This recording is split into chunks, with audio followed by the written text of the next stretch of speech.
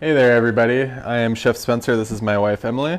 Hi. We are Silver Spork Events and Catering. And what are we making today?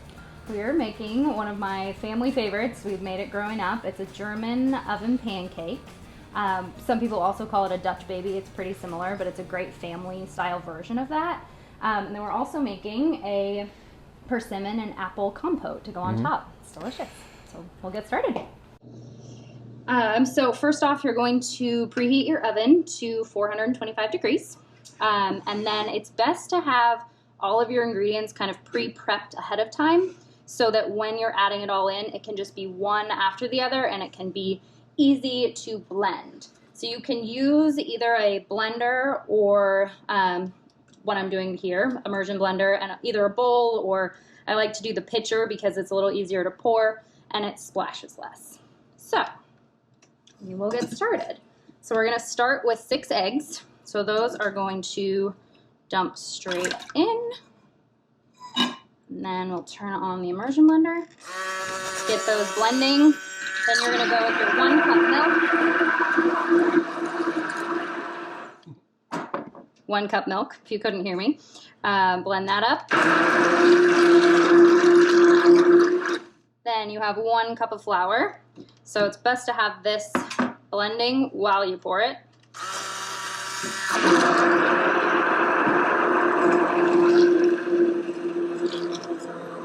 Get that nice and blended.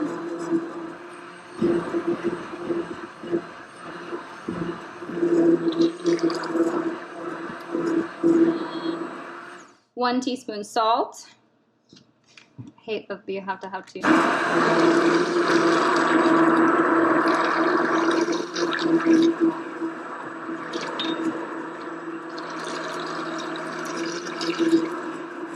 And then that last one was 1 teaspoon of vanilla. So then you'll blend it up till it's nice and frothy until after you have everything there, probably 30 seconds to a minute, somewhere in there. You just want to make sure everything's blended and then you have a nice froth going.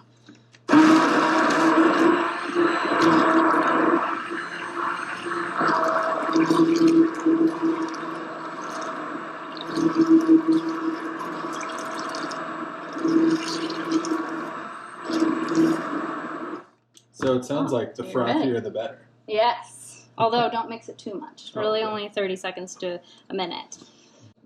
Cool. So everything's blended up here. I'm doing things a little out of order. I typically would actually put this in the oven so that you're putting your butter into the pan. So this is a 1/2 stick of butter. I like to cube it up so that it melts a little easier.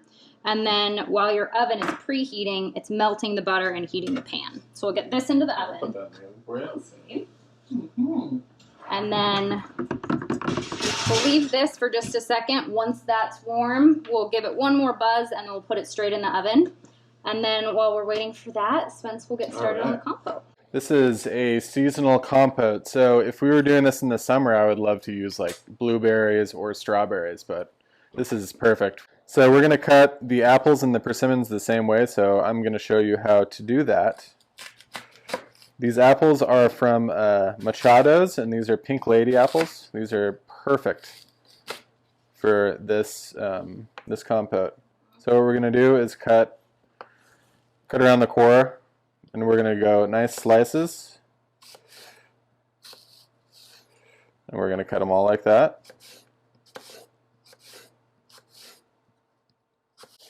And I like to give the end pieces to my wife here when she's for a little snack.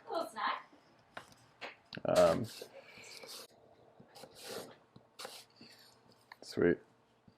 I'll do that to this one as well.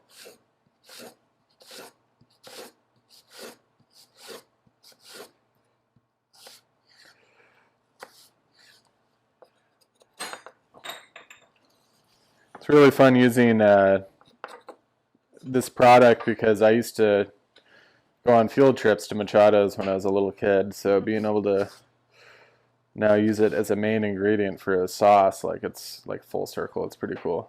But okay, so we're gonna cut at an angle like that, and then another angle on the inside, and that's gonna give us nice little tiny wedges. So we'll do that to all that. And I would do the same thing to the persimmons.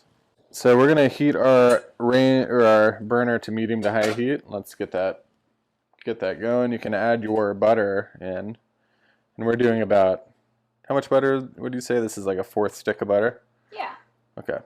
You know, the more butter, the better. Actually, about a half stick, I think. About a half stick. More butter, the better. So we're gonna let that get heated up. It's nice and melty. I'm gonna check on our pan, see if it's heated and the butter's melted. Looking good.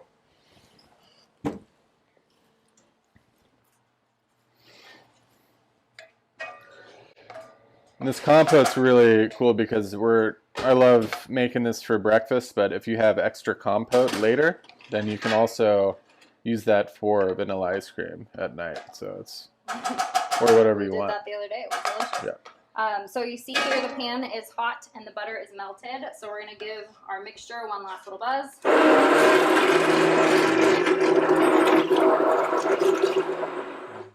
Make sure it has plenty of frothiness. And we are right on. Now that our butter is melted for our compote, we can go ahead and add the apples and the persimmons. And then after that buzz, you're just going to pour it in. Yummy. Pan. I like to just kind of swirl it so that the butter kind of gets all over all of that goodness in there. And then it is ready to go back in the oven. Carry it over. Yep.